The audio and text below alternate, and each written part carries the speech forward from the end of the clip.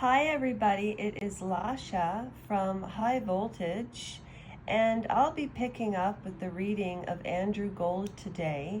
However, all of you know I have been asking people to send me stories that they want to share, however they want to be, he or she would like to remain anonymous. So 3 days ago, I received an email from an anonymous person, and I just want to let you know that when you send those emails to me, I delete them and erase them, and I write them manually in my book, my diary, my high voltage diary, and your name will never be exposed. And actually, this person, I don't know their name at all because it's a very random address and it's a different, it doesn't matter. This is the story. Okay, so it was a woman, and since we're reading about secrets, this woman wrote me and she said, "Dear Lasha, I have a story to tell you, and it's really, really short. I've never told anybody this in my life, but I want to tell you because I think you would find humor in this. I was in a change room trying on clothes, and I had on high boots. I went to take off my boots and I was trying on clothes, and I had been holding myself for an hour. I had to use the loo.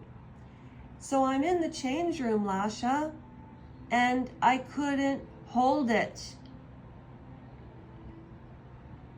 There I am standing, and I can't say the word, but let's just say, there's number 1, there's number 2.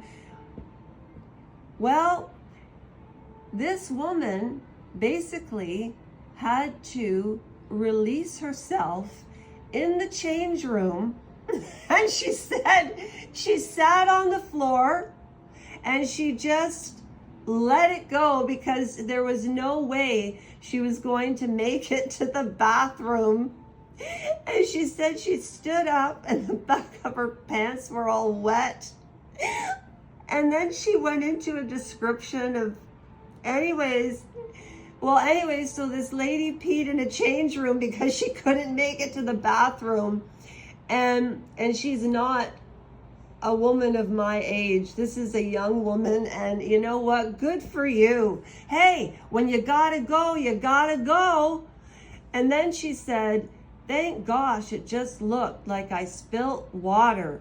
So I left my juice and the clothes that I was trying on, and I ran out as fast as I could."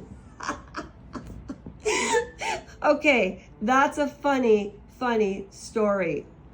Anyways, okay, so I'll be reading The Psychology of Secrets by Andrew Gold today. I absolutely promise.